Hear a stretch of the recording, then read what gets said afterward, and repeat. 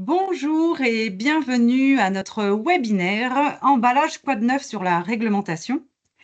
Aujourd'hui, nous vous proposons d'identifier les 3 éco-organismes agréés, de comprendre les modalités d'affiliation et de vous présenter quelques solutions pour diminuer les quantités d'emballage. C'est en compagnie de Karine Moreau et de Virginie Gary de la CMA que cette séance sera animée. Côté pratique, donc vous pourrez poser vos questions dans le chat. N'hésitez pas, nous essaierons d'y répondre tout au long de l'intervention. À l'issue de la séance, le PowerPoint vous sera transmis avec les liens utiles ainsi que le replay. Au programme de ce jour, comme évoqué, donc l'idée c'est de faire un point sur la REP et le rôle des éco-organismes, de repréciser ce qu'est un emballage ménager. Un petit rappel info également sur la signalétique de l'info Triman. Focus sur les 3 éco-organismes auxquels on en choisira un, vous en choisirez un, auquel il faudrait contribuer, donc les modalités d'adhésion, le fameux IDU, les tarifs. Comment agir pour diminuer les emballages jetables et puis faire un point sur la chambre de métier et ses prestations sur le sujet. Je vous laisse directement en compagnie de Virginie Gary qui va tout vous expliquer. Alors bonjour à tous, on va commencer par rappeler ce qu'est la REP, la responsabilité élargie aux producteurs. Par contre, Claude, je sais pas si... Moi, je vois pas apparaître le PowerPoint, donc ouais, voilà, super. La responsabilité élargie aux producteurs, en fait, c'est le principe selon lequel le metteur sur le marché, le producteur de déchets, doit s'organiser individuellement ou collectivement pour gérer le cycle de vie du déchet produit. Donc ça, c'est inscrit dans le Code de l'environnement, l'article 541-10 exactement. Alors en fait, les filières élargies aux producteurs, il y en a 24 en France, vous en connaissez certainement déjà. On peut citer par exemple l'électroménager, les piles, les ampoules. Et en fait, la première filière à être apparue en 1992, c'est la filière des emballages ménagers, donc la filière qui nous intéresse aujourd'hui. Cette filière, en fait, elle s'est élargie dans le temps et en 2024, elle a intégré aussi la filière des papiers graphiques. Donc en fait, dans le cadre de cette filière qui est fusionnée, en fait, elle impose aux entreprises, dont les entreprises artisanales qui mettent sur le marché des produits, d'organiser le cycle de vie de ces produits et notamment la fin de vie de ces produits, donc des emballages. Voilà. Alors, juste rappeler que la filière des emballages ménagers, c'est quand même une filière relativement importante avec le plus gros gisement en France, 5,3 millions de tonnes. C'est pour ça que c'est important aussi aujourd'hui.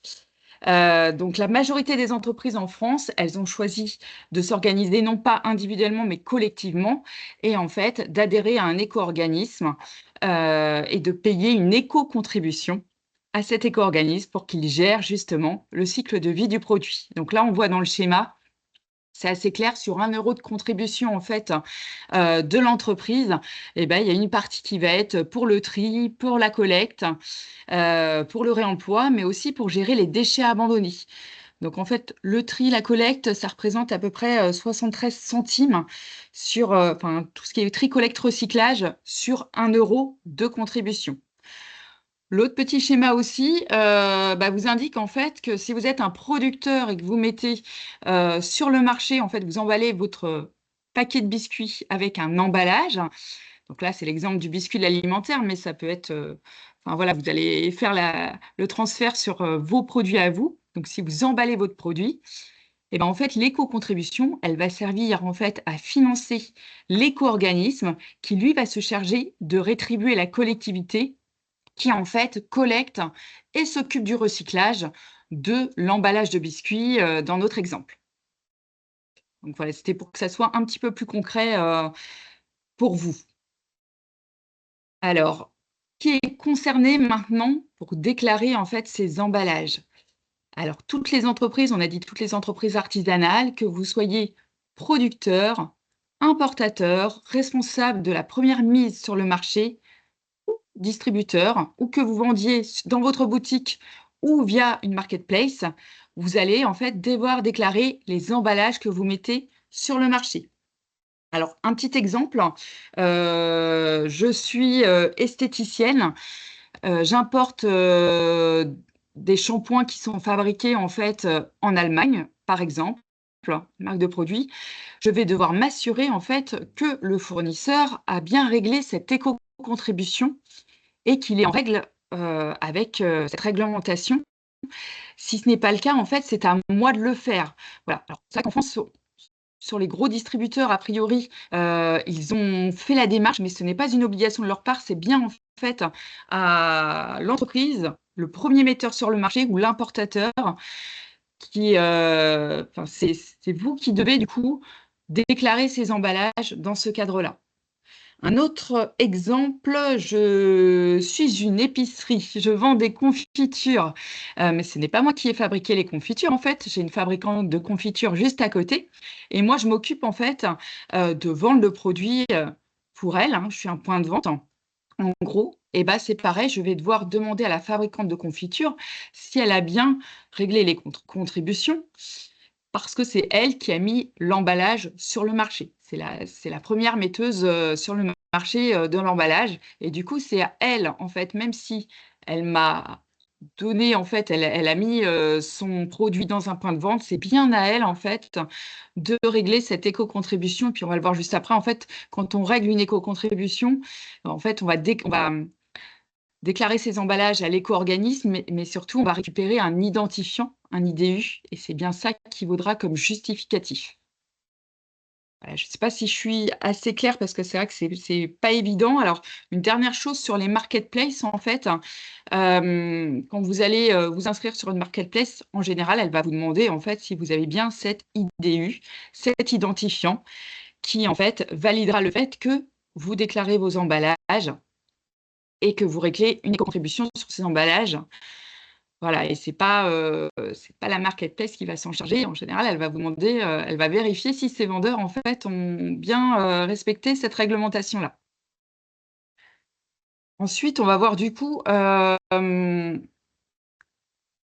oui, qu'est-ce qui est concerné par la REP emballage, ménager? Alors, en fait, on va retrouver, en fait, tous les emballages de produits consommés ou utilisés par les ménages. Mais on a également aussi tout ce qui est emballage mixte alimentaire. En fait, dans le cadre de la restauration, tout ce qui est emballage, mais sur des petits volumes, produits, barquettes, bouteilles, là, ça va faire partie de la REP emballage ménager et ça va être à déclarer. Par contre, tout ce qui est emballage de restauration, grand conditionnement, là, ça ne fait pas partie de la REP emballage ménager, c'est une autre REP, la REP de la restauration. Donc, on ne va pas en parler lors de ce webinaire. Idem pour en fait tout ce qui est emballage qui répond aux besoins des entreprises, ça peut être qui sert au stockage. Vous avez donné quelques exemples, des boîtes, des sachets, des palettes, des conteneurs, soit pour le transport en fait, soit pour le calage. Là, en fait, c'est pareil, c'est une REP emballage industriel et commerciaux et elle est en cours en fait de constitution. Elle n'est pas encore active cette REP. Alors là, ce qui va être intéressant pour vous, je pense, c'est de voir en fait quels sont véritablement les emballages ménagers qui sont concernés en fait dans le cadre de vos activités. Du coup, Claude, je veux bien la slide d'après. Ben, je pense qu'il me manque une slide. Il n'y a pas la petite slide où on voit vraiment ce qu'est les emballages avec les petites photos. C'est après. Je sais pas. Ah, C'est c'est le point après. 2. Ok, d'accord. C'est autant pour moi. Je voulais aller trop vite. Oui, Alors, je en fait, crois. cette réglementation, elle vous est, on vous la présente en fait parce que c'est vrai que depuis quelques années, les contrôles se sont intensifiés et que lors de ces contrôles, on vous demande si vous êtes bien titulaire de l'IDU, donc l'identifiant, qui valide le fait que vous déclarez vos emballages euh, auprès d'un éco-organisme. Donc l'IDU, en fait, il y a un IDU par responsabilité élargie au producteur.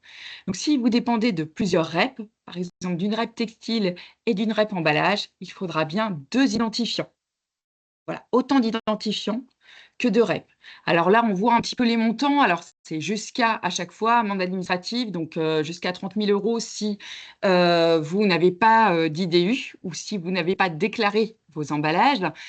Et puis, ça peut aller jusqu'à une amende administrative complémentaire par tonne ou unité de produit qui n'aurait pas été déclaré, et même une astreinte journalière jusqu'à 20 000 € jusqu'à régularisation en fait, de la situation. Voilà, je vois des petites questions, mais on pourra peut-être y répondre voilà, au Je vais cours. te laisser ce que je propose, Virginie. J'ai vu les questions, je vais te les poser, mais je te laisse justement représenter ce qu'est un emballage ménager. Oui, parce Et que peut-être que ça va répondre. Ça va peut-être répondre, mais je te Ouais. reposerai quand même les questions pour que tu nous confirmes ou que tu nous infirmes, voilà, Ok, la très réponse. bien. Merci. Donc, qu'est-ce qu'un emballage ménager? Oui. Alors, en fait, on considère qu'un emballage ménager, c'est tout ce qui protège, ou couvre ou contient un produit et dont le consommateur peut se défaire au moment de son ouverture ou sa consommation. En fait, c'est, alors on vous dit, c'est pas le matériau qui fait un emballage, c'est sa fonction. Enfin, voilà, vraiment le fait de protéger le produit, d'être intégré au produit. Et c'est ce qui va se retrouver, en fait, dans la poubelle des ménages. Ça, c'est relativement important. C'est pas, en fait, par exemple, un carton que je vais acheter pour mon entreprise et que je vais utiliser comme stockage. Là, on n'est pas dans cette dimension-là. C'est vraiment un emballage que je vais apposer sur mon produit, que je vais donner à mon client et qui potentiellement peut se retrouver dans la poubelle, dans sa poubelle à lui, en fait, dans la poubelle de mon client. Alors là, on voit quelques exemples en photo. Ça peut être une boîte à gâteaux, des emballages pour les chocolats, des sacs, des emballages alimentaires, des emballages pour les fleurs, une bouteille de bière, par exemple, pour les brasseurs, des pots de confiture, des pots, voilà, enfin, des produits qui ont été conditionnés dans des pots en verre. Tout ça, ça va être des emballages et ça concerne aussi, en fait, vos emballages d'expédition. Donc là, le carton qui va vous servir pour l'expédition, les calages aussi également, tout ça, ça va faire partie d'un emballage à déclarer. Alors, quelques petits exemples, en fait, pour que ça soit peut-être un peu plus parlant pour vous.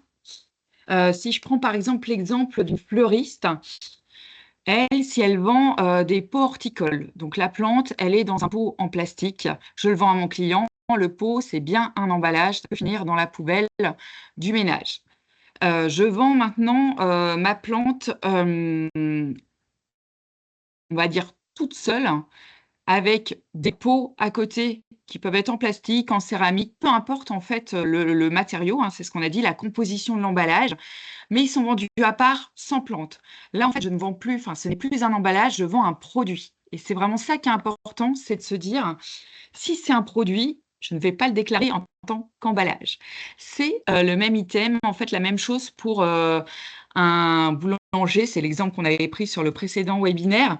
Un boulanger, en fait, qui donne le sac qui entoure la baguette de pain, ça c'est bien un emballage. Par contre, je vends à côté des sacs à pain, c'est vraiment un produit à part que je vends. On n'est pas sur un emballage à déclarer. Donc là, il va falloir le refaire pour un peu chaque activité. Alors, si je vais un petit peu plus loin sur les fleurs et les pots, une plante qui est sans pot, mais qui est entourée d'une fibre de coco, enfin voilà, une fibre plutôt quelque chose de naturel, là, on est sur un produit. Il n'y a pas d'emballage. Par contre, j'utilise un pot biosourcé pour un plastique biosourcé. Alors, j'ai quand même fait un effort en fait hein, sur la composition de l'emballage, mais pour autant, ça reste un emballage. C'est pareil pour les emballages compost homme en fait. Voilà, pour l'instant, compost homme, ça reste quand même un emballage qui peut finir dans la poubelle des ménages parce que tout le monde n'a pas encore de composteur, par exemple. Donc, c'est vraiment de se dire, est-ce que mon emballage peut finir dans la poubelle des ménages? Dernier petite... Du coup, oui, je vais juste compléter pour que tout le monde ait le même degré au niveau de réponse. Donc là, les deux questions, c'était bien, les bouteilles de vin ou de bière sont-elles concernées? Je pense que tu as alors dit. c'est concerné. Par contre, après, la question, c'est est-ce qu'il y a un système de consigne qui a été mis en place? Alors, en fait, même s'il y a un système de consigne, il va bien falloir adhérer à l'éco-organisme et faire sa déclaration. Par contre, là, sur la partie consigne, il y aura en fait des compléments à apporter.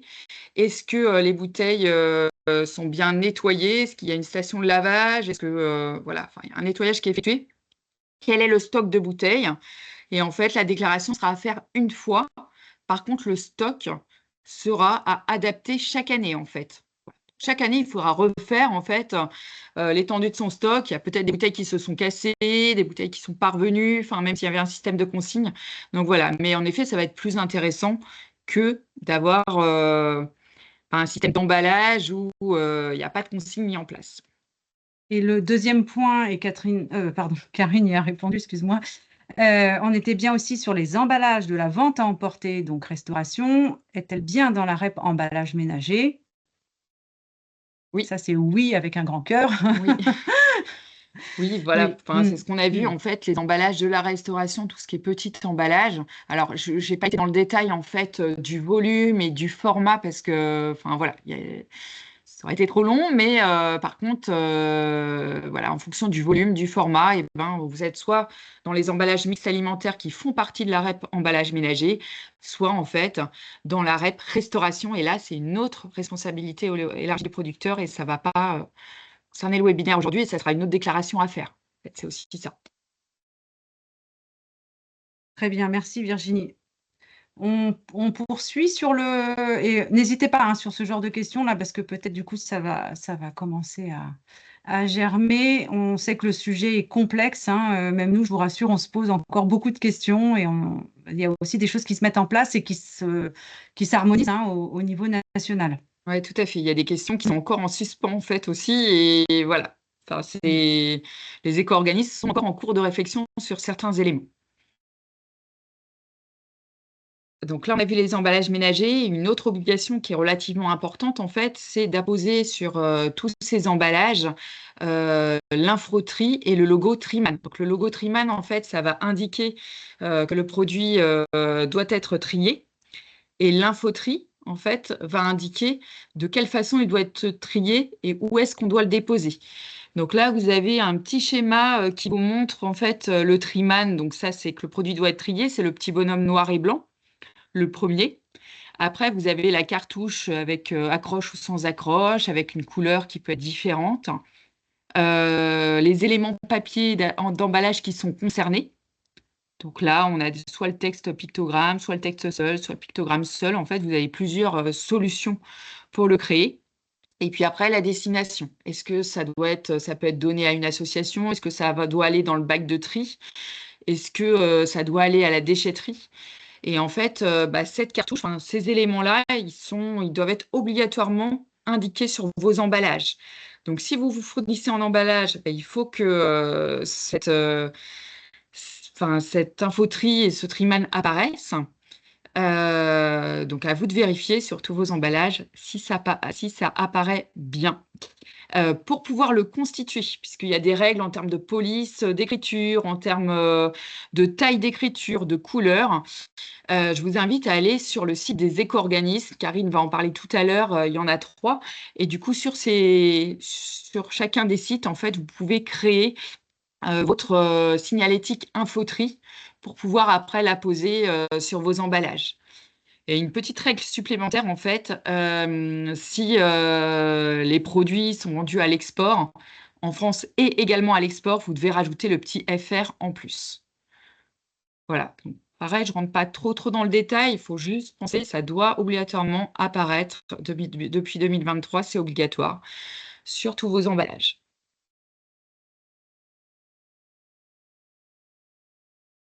Est-ce que j'ai des Je crois qu'il y a une question, il me semble. Oui.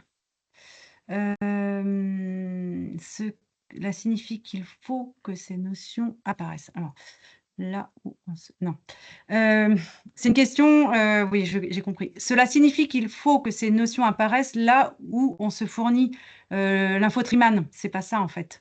C'est Non, Virginie en fait, reprécise. non, en fait, si vous achetez des emballages, c'est à vous d'apposer. En fait, les emballages, c'est vous qui allez les utiliser. Donc, c'est à vous de créer la signalétique infoterie et de la poser sur vos emballages, sur les emballages que vous distribuez. Et si je fais de la vente B2B, est-ce que je dois quand même mettre de l'infoterie? Ah bah c'est la même chose en fait. Enfin, il faut que ça apparaisse obligatoirement en fait. Là, il n'y a pas de notion B2B ou B2C. Enfin, il faut que ça apparaisse en fait sur sur les emballages et les papiers. Enfin, voilà, sur tous les emballages. Ce sont juste, pardon, des consignes de tri pratiques pour qu'on sache dans quelle poubelle on doit mettre en fait. Ouais, exactement, Mm, c'est ça. Pour que ça finisse bien en fait dans la mm, bonne filière de tri à la fin. On a vu que les éco-organismes se chargeaient aussi également des déchets abandonnés. Bah voilà, c'est mm. justement pour lutter aussi sur ces déchets abandonnés et éviter qu'ils le soient. Et puis aussi pour simplifier aussi la lecture du consommateur. Voilà, là au moins c'est clair, il sait exactement où est-ce qu'il doit le déposer si on arrive à la fin de vie du produit.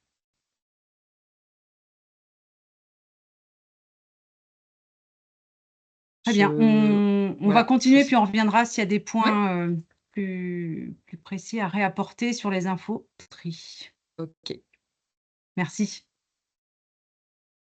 Peut-être à Karine de prendre le relais sur les éco-organismes.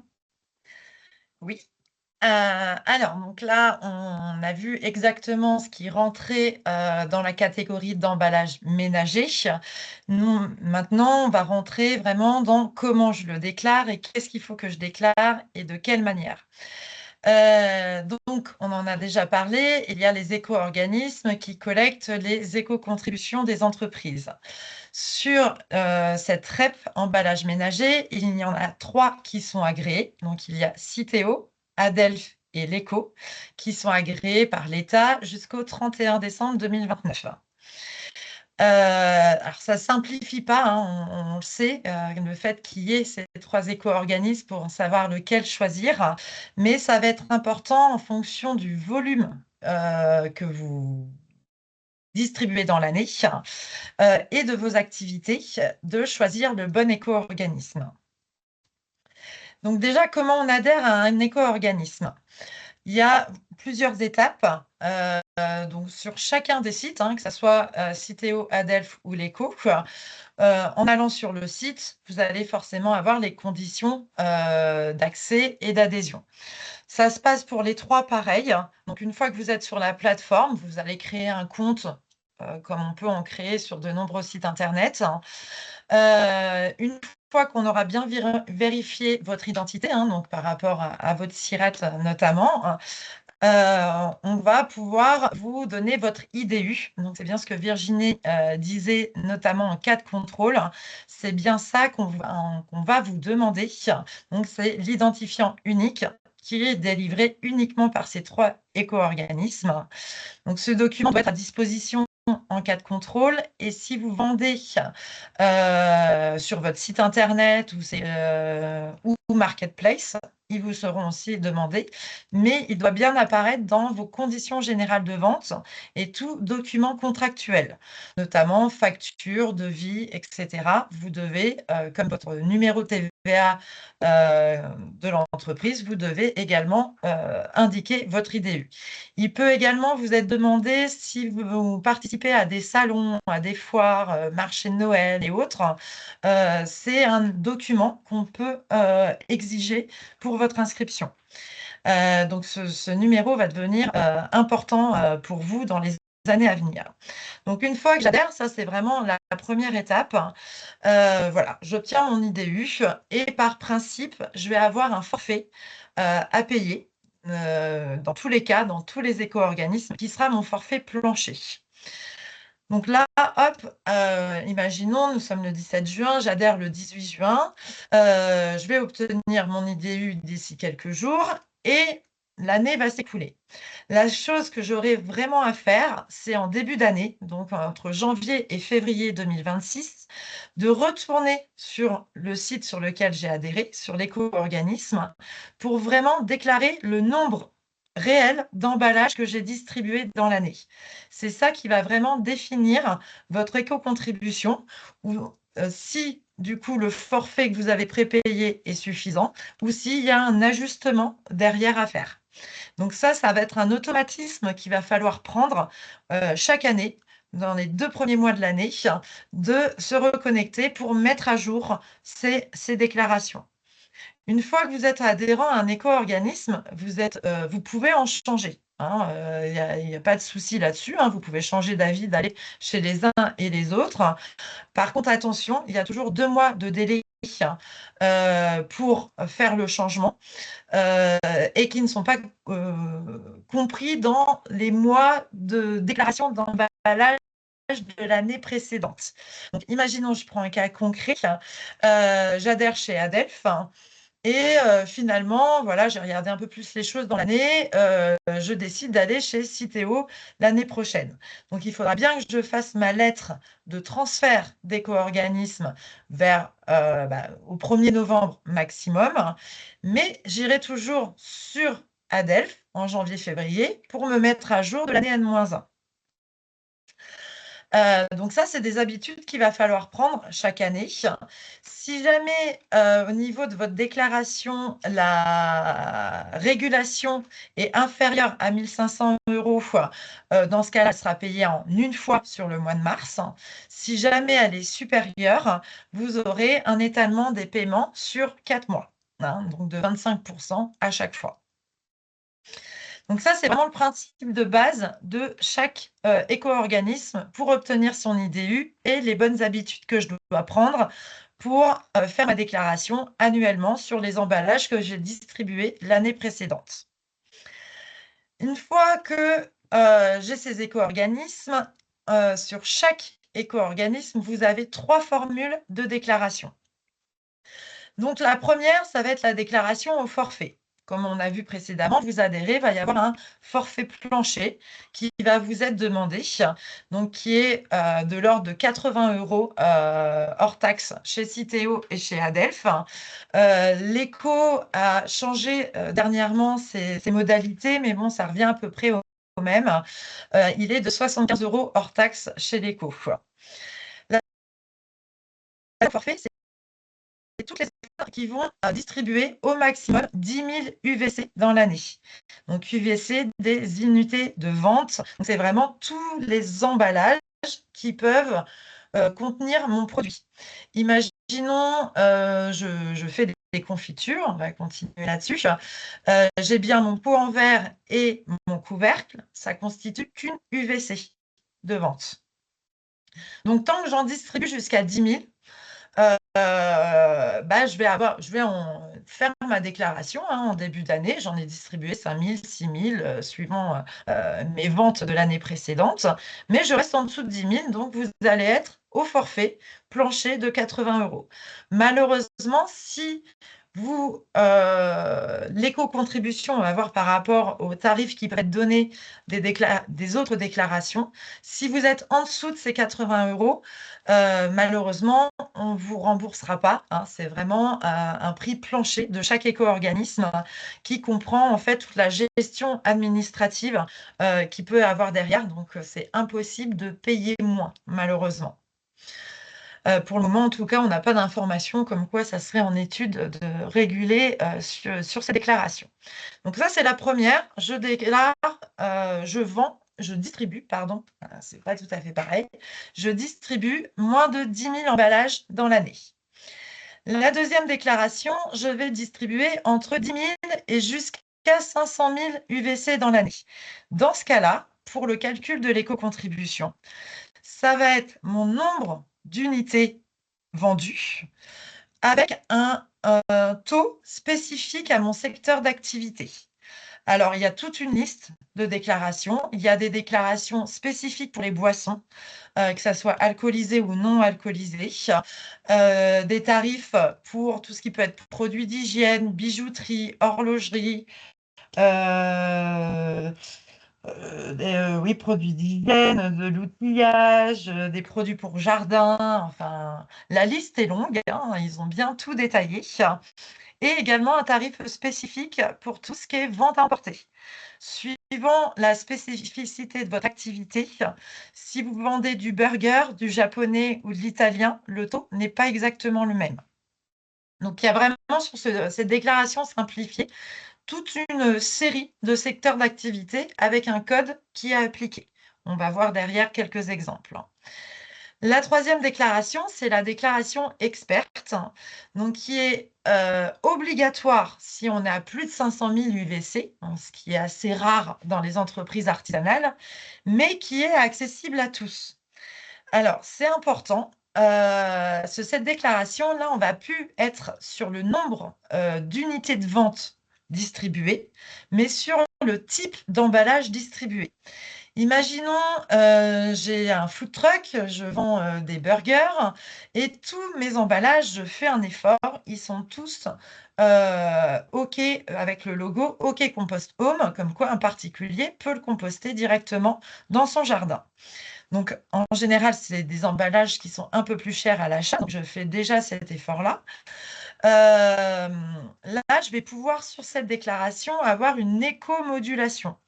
C'est justement pour encourager les bonnes pratiques et les emballages avec une meilleure recyclabilité derrière ou une meilleure réutilisation pour certains produits.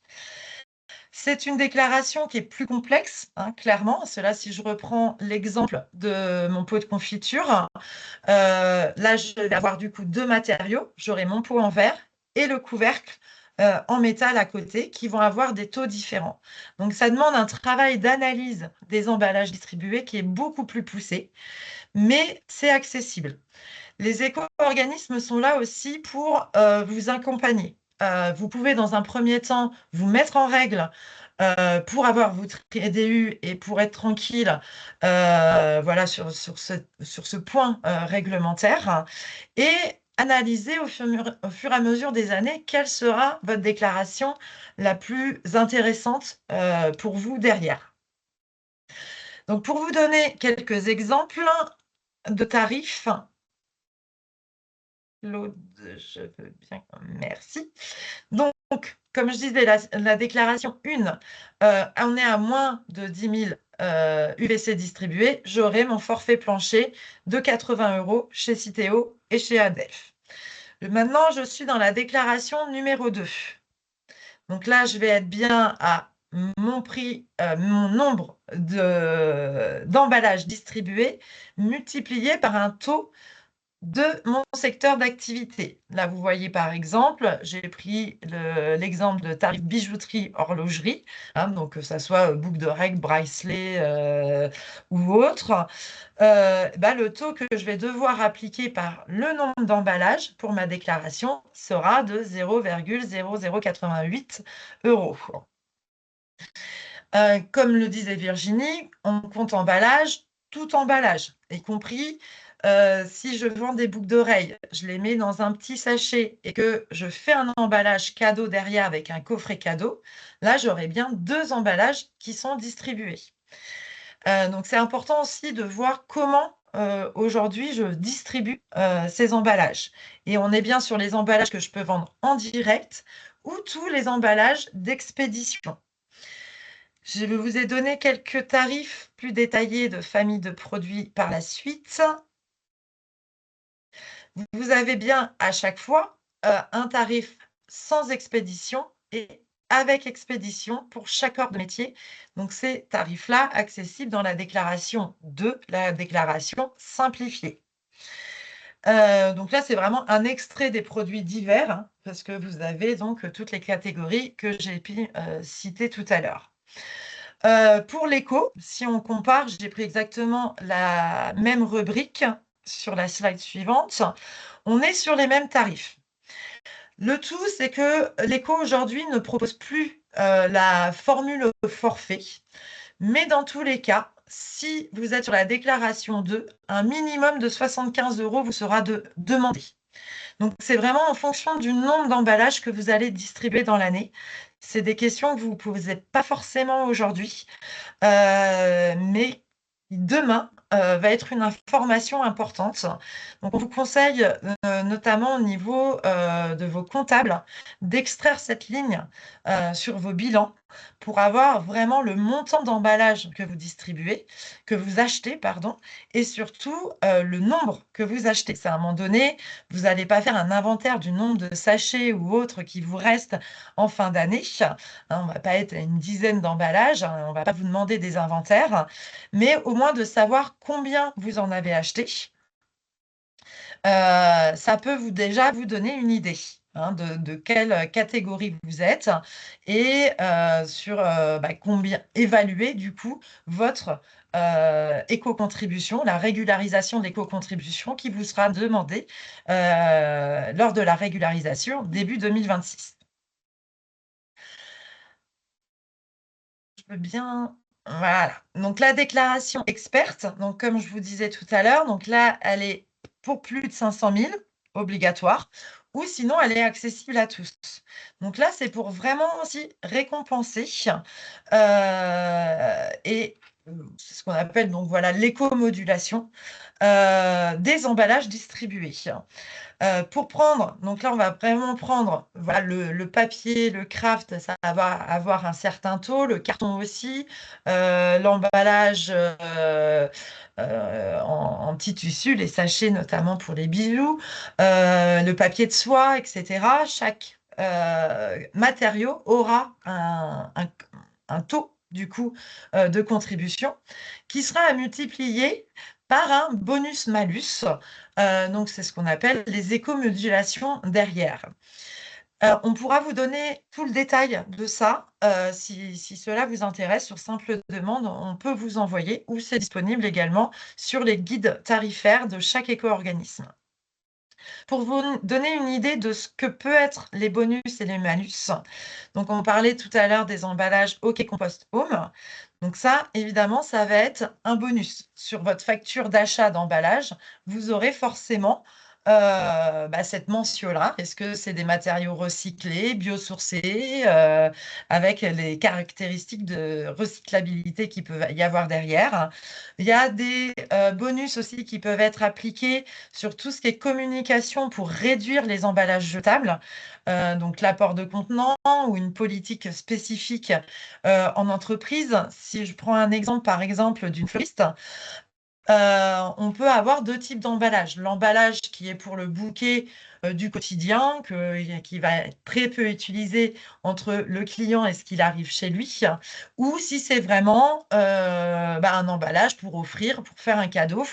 Voilà, je peux faire cette distinction-là et avoir deux typologies d'emballage et avec des matériaux différents, une recyclabilité différente pour minimiser mon éco-contribution. Ça peut être aussi pour des emballages pour offrir ou au moment de Noël, du moment que vous allez faire payer un petit peu l'emballage, alors même si c'est que 20 centimes, 50 centimes, comme le disait Virginie, là, ça devient un produit de votre entreprise. Une belle boîte cadeau pour des boucles d'oreilles, du coup, ça sera, si elle est vendue, elle sera sortie de cette REP d'emballage. Au contraire, les malus, ça va être tout ce qu'on va avoir du mal à recycler. Si je reprends mon emballage cadeau avec, du coup, je l'ai fait imprimer avec le nom de mon entreprise qui est en relief, qui est en doré. Clairement, derrière, on va avoir beaucoup, beaucoup de mal à recycler cet emballage. Donc là, il y aura des malus qui peuvent être appliqués. Donc là, on est vraiment sur la déclaration experte. Donc tout dépend de votre politique d'emballage, du nombre d'emballages distribués et de comment vous les distribuez exactement. Et ça, à tout le monde, sur demande, est-ce que vous avez différentes typologies? Donc là, on a vu les 3 éco-organismes où il y a 3 déclarations possibles et on vous a fait un petit focus. Ah, j'avais oublié. Donc on peut vous donner, donc tous les conseillers de la chambre de métier spécialisée en transition écologique peuvent vous accompagner évidemment pour faire une petite analyse avec vous ou vous donner des outils pour simuler du coup votre éco-contribution par rapport à la typologie d'emballage et au nombre que vous distribuez. C'est des outils qu'on peut vous fournir qui facilitent justement la comparaison entre ces 3 déclarations. Et donc, on a fait un petit focus sur la REP papier graphique. On a vu que la REP emballage ménager et papier graphique avait fusionné en 2024. Donc, qu'est-ce qu'on appelle les papiers graphiques? Ça peut être tous les flyers, les cartes de visite que vous distribuez, qui ont un grammage inférieur ou égal à 224 grammes. Donc, généralement, voilà, flyer, carte de visite, hein, c'est ce que vous utilisez le plus fréquemment. Ces papiers graphiques sont soumis aussi à une REP. Par contre, vous n'avez généralement pas de cotisation à régler sur ce produit-là, étant donné qu'il faut être au moins metteur sur le marché de 5 tonnes par an. Donc, normalement, dans les entreprises artisanales, vous êtes inférieur à ce poids-là au niveau distribué. Par contre, je reprends l'information Triman qui est obligatoire. Si vous faites imprimer via un professionnel ou même pour vous, hein, vous êtes dans tous les cas distributeur de papier graphique, le logo Triman que vous voyez affiché doit impérativement être présent sur vos outils de communication. Alors, je ne sais pas s'il y a des questions. Si, parce que du coup, comme on reparle un peu du logo Triman, on va peut-être refaire un retour, pas un retour en arrière, mais puisque ça parlait des emballages tout à l'heure, et il y avait aussi cette question sur les logos Triman, donc j'essaye de faire pas la comparaison, mais si on demande aux fabricants de les imprimer, où est-ce que nous les imprimons et apposons nous-mêmes? C'est, tu vois, s'il y a besoin je pense, tu as des entreprises en exemple, hein, Alors, ouais. voilà. Normalement, aujourd'hui, vos fournisseurs doivent vous fournir de l'emballage avec ce logo-là. C'est bien quand même de le vérifier. Si jamais il n'y est pas, de le signaler parce que donc c'est des emballages qui sont non réglementaires pour la distribution et la mise sur le marché. Donc, à bien signaler. Souvent, le problème qu'on voit, notamment dans les petites entreprises artisanales, j'ai eu le cas, une entreprise qui fait de la pâtisserie sur commande, hein, des number cakes ou autres, qui recevait justement l'emballage au moment de ma visite. Et toutes ces boîtes, donc les boîtes blanches, hein, de gâteaux, n'avaient pas ce logo-là. Là, elle avait fait sa commande pour 6 mois, hein, donc elle ne va pas tout recommander derrière.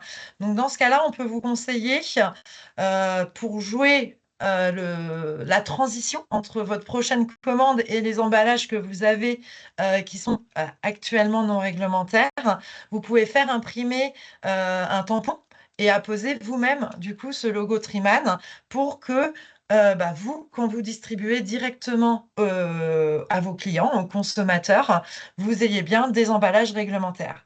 Mais effectivement, normalement, les fournisseurs aujourd'hui doivent vous fournir cette typologie d'emballage. On peut avoir également le cas, je pense aux fleuristes notamment, qui impriment le logo de l'entreprise sur leurs emballages. Dans ce cas-là, bien vérifier sur votre BAT avant impression que le logo Triman apparaît.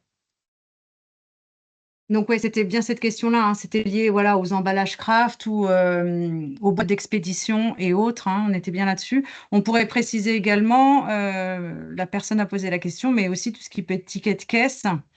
Là, moi, j'ai eu le cas, hein, la semaine dernière, ces tickets étaient neufs, mais derrière, il n'y avait pas le logo qui indiquait la recyclabilité. Toujours sur ce sujet, et je laisserai la parole après à Madame Pasquier. Quand les emballages sont consignés, donc consigne volontaire, quel logo faut-il mettre? Est-ce qu'on a la réponse? On n'a peut-être pas la réponse, hein. Je ne vais pas mettre mes collègues non plus en difficulté. Il y a un logo spécifique. Oui. Une fois que vous allez adhérer à un éco-organisme, vous avez toute une page justement pour constituer vos logos et il existe ce logo justement de consigne de réutilisation qui est possible d'apposer. Alors, on va peut-être justement apporter une grosse éclaircie. En fait, il faut distinguer, là, il y a des questions autour de ça, autour de la recyclabilité du produit et autour du paiement de l'éco-contribution qui est autre chose. Ça veut dire qu'on doit avoir un emballage qui dit dans quelle poubelle ça va, mais à partir du moment où on a un emballage, il faut aussi payer une éco-contribution. Tout à fait. Dans Voilà. tous les cas, il faut vous déclarer. Du moment que vous distribuez de l'emballage, il faut vous déclarer. C'est après, au niveau de la régularisation, de votre déclaration de début d'année, que vous allez pouvoir mentionner des spécificités. Si c'est des emballages recyclés et recyclables, si c'est peut être réutilisé, etc. Tout ça, ça va être après, comme le disait Virginie. Il y a le stock de départ, le stock de consignes, de réutilisation, où vous pouvez ajuster. Mais aujourd'hui, malheureusement, toutes ces éco-modulations, cela on parle bien des éco-modulations, est accessible qu'à partir de la déclaration experte et pas encore sur la déclaration simplifiée ou forfaitaire. C'est en cours de discussion, c'est des sujets que les éco-organismes récupèrent aussi les impressions terrain. C'est en discussion, mais pour le moment, ce n'est pas encore le cas. C'est vraiment que sur la déclaration experte.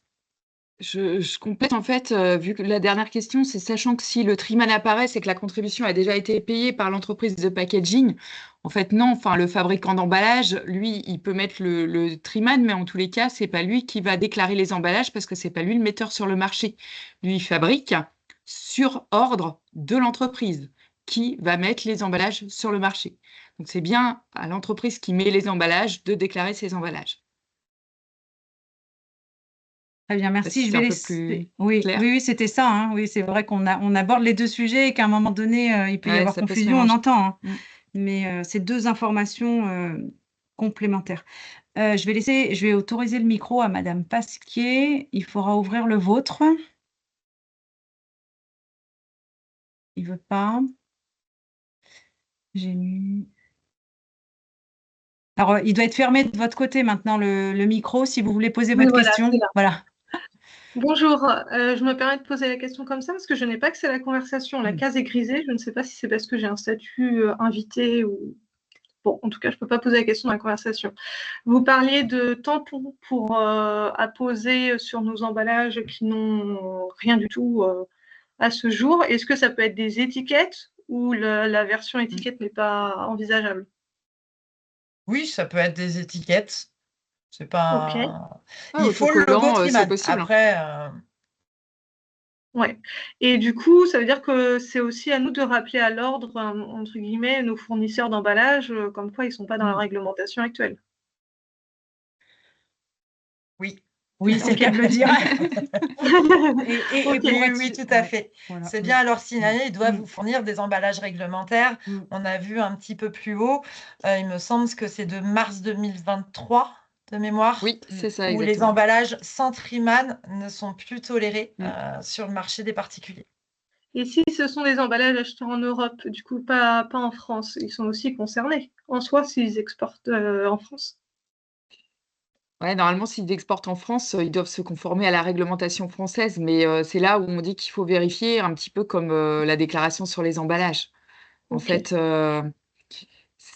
enfin, c'est celui qui met sur le marché, encore une fois, ou qui met l'emballage en France qui doit Ok. être en conformité avec la réglementation.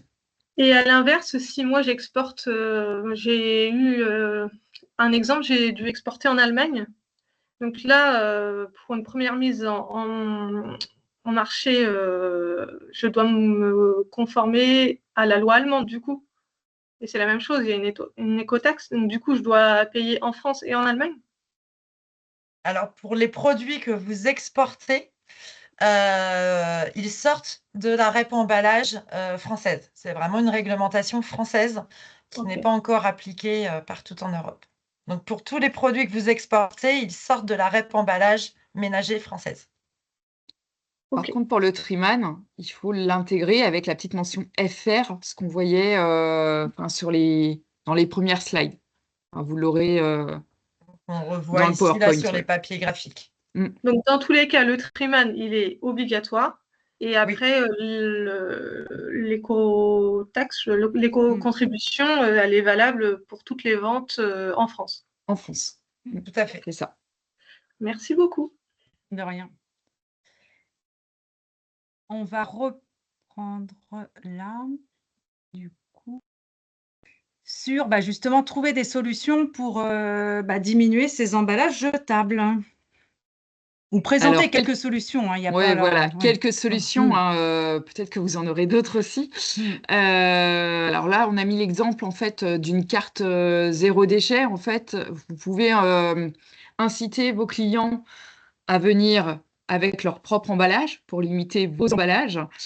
Et après, à charge pour vous de mettre en place soit une carte de fidélité, quelque chose avec une récompense à la clé ou un jeu à la clé, un tirage au sort. Enfin, après, c'est vous qui voyez, mais c'est vrai que la carte de fidélité, ça peut peut-être fonctionner et inciter les clients à venir avec leur propre emballage. Voilà, ça peut être un premier pas pour aller vers le zéro emballage et éviter, réduire en tous les cas la déclaration de vos emballages. L'autre exemple, en fait, c'est ce qu'on a dit tout à l'heure, que ce ne soit plus un emballage, mais un produit, pour éviter que ça aille dans la déclaration des emballages aussi. Donc là, c'est l'exemple d'un pochon en tissu. Mais en effet, il faut bien que ça soit à part du produit. Vous l'avez compris, c'est vraiment séparé du produit pour que ça fonctionne en tant que produit. Donc voilà quelques exemples et puis on a mis aussi sur la slide d'après des emballages qui vont être réutilisables. Donc il y a plusieurs solutions opaques. Là, c'est un emballage réutilisable et puis qui va limiter aussi le calage puisque avec une paille, on vient gonfler en fait l'emballage. Et donc voilà, on n'a plus besoin normalement de calage à l'intérieur. Il y a Ipli avec des colliers réutilisables. Voilà, donc différentes sortes d'emballages réutilisables. Aujourd'hui, en fait, il faudra peut-être les déclarer quand même comme emballage, mais pour autant, vous allez peut-être les déclarer qu'une fois parce que, en effet, comme ça sera du réutilisable à long terme, alors ça se retrouvera sûrement à la fin dans la poubelle d'un ménage, à voir en fonction de chaque solution. Mais si c'est le cas, vous allez vous dire que vous allez faire le stock une fois et puis après, voilà, vous n'aurez pas à déclarer vos emballages chaque année. Donc voilà, quelques solutions qui peuvent vous aider à avoir moins d'emballages dans vos activités et du coup déclarer un nombre moins important d'emballages. On a fait le tour du sujet. Si vous avez encore des questions, on est là pour y répondre.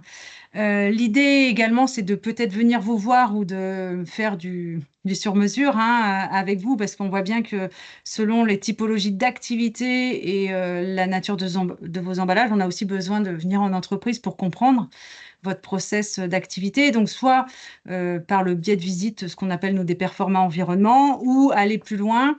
Vous êtes déjà très, très en avance sur toutes les pratiques environnementales et du coup, vous voulez plutôt valoriser votre engagement dans une démarche et devenir et être labellisé Éco-Défi. Je sais que là, dans les participants, il y en a qui le sont déjà. Donc, ça peut faire partie notamment des défis à relever. C'est un des gros sujets aussi, l'emballage.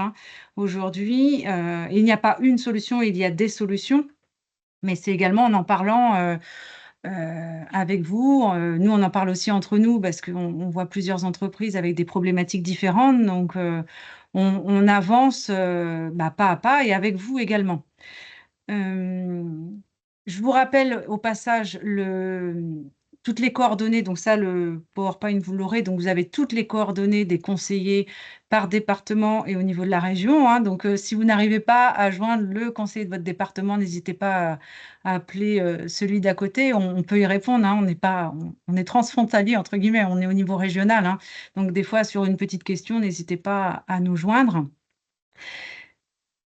Si il y a d'autres choses à apporter, peut-être Virginie et Karine, là, je pense qu'on a fait le tour des points abordés par rapport aux éco-organismes ou des focus ou peut-être par rapport aux questions qui ont été posées là. Ah, je vois que Madame Pasquier a de nouveau. Ah, il y a eu d'autres questions en parallèle qui sont arrivées concomitantes. Donc, je vais d'abord laisser la parole à Madame Pasquier et je vais voir pour l'autre question en parallèle. Donc, normalement, c'est bon. À vous de désactiver votre micro également. Lorsqu'on envoie plusieurs unités de vente dans un gros carton d'emballage d'expédition, du coup, on doit aussi déclarer ce gros carton où à l'intérieur, il y a plusieurs unités de vente. Oui. OK. Oui, Oui, malheureusement, c'est vraiment tout emballage, hein, que ça soit ouais. calage, carton d'expédition. Voilà. Là, vous mutualisez plusieurs UVC dans un même carton, mais ce carton est considéré en expédition Et même si c'est du carton qu'on réutilise, quoi, de réemploi. de réemploi. En fait, le tout, c'est qu'il faudra pouvoir le justifier à un moment donné.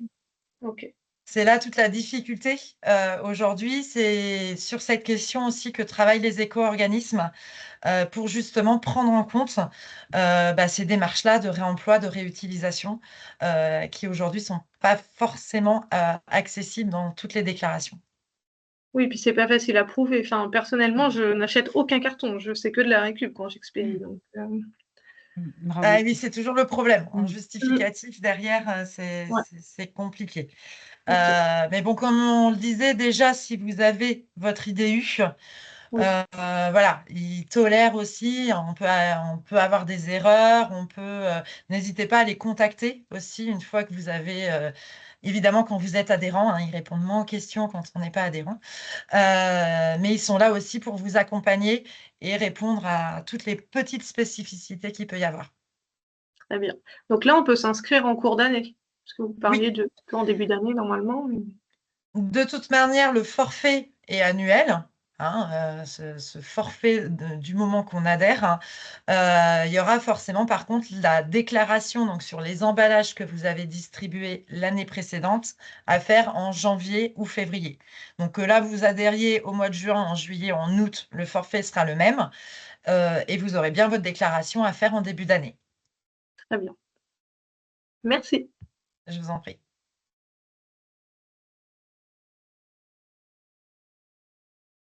Et donc, pour terminer, donc comment vous le conseillez, voilà, suivez aujourd'hui vos emballages, comment vous les distribuez, à qui, de quelle matière. C'est des informations que vous allez avoir besoin dans l'avenir. Et puis, n'hésitez pas à revenir vers nous. On peut vous aider pour vous simplifier ces analyses. Alors, je regarde, c'est peut-être une dernière question. Non, c'est bon. Merci pour les informations. Donc, je revérifiais quand même, hein. Virginie, Karine, merci pour ces points d'éclaircissement. Je souhaite à tout le monde une bonne après-midi et vous dis peut-être à bientôt pour un prochain webinaire qui aura lieu maintenant en septembre autour de la transition écologique et des transmissions d'entreprise. Bon après-midi à tout le monde et à bientôt. Bon après-midi. À bientôt.